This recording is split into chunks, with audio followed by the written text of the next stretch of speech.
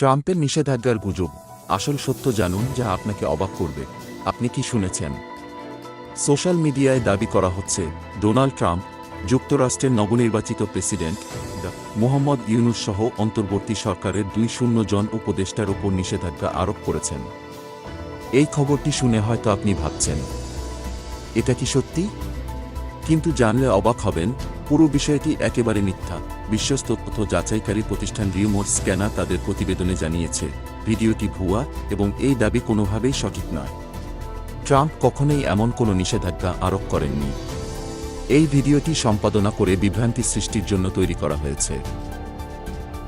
Rumour scanner জানিয়েছে ভিডিওটির ফুটেজের কিছু অংশ মাসুদ কামালের ইউটিউব চ্যানেল কথা থেকে নেওয়া হয়েছে, যেখানে ট্রাম্পের দায়িত্ব গ্রহণের পর বাংলাদেশের রাজনৈতিক প্রেক্ষাপট নিয়ে আলোচনা করা হয়েছিল।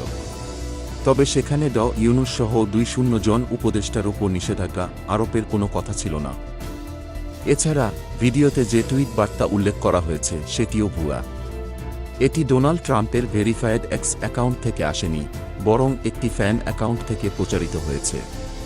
ফ্যাক্টওয়াচ টিম যাচাই করে দেখেছে ট্রাম্পের অফিসিয়াল সোশ্যাল মিডিয়া অ্যাকাউন্টে এই দাবির কোনো সত্যতা পাওয়া যায়নি। আরও চমকপ্রদ ব্যাপার হল, ডোনাল্ড ট্রাম্প আগামী ২০২৪ সালের ২ জানুয়ারি শপথ নেবেন। শপথ নেওয়ার আগে এমন নিষেধাজ্ঞা আরোপের দাবি একেবারেই ভিত্তিহীন। তাই ডোনাল্ড ট্রাম্প কর্তৃক ইউনূস সহ ২০ জন উপদেষ্টার উপর নিষেধাজ্ঞা আরোপের যে খবরটি ছড়ানো হচ্ছে তা পুরোপুরি মিথ্যা। এখন আপনি জানেন আসল সত্য। মিথ্যা গুজব থেকে সুরক্ষিত থাকুন এবং সঠিক তথ্য জানুন।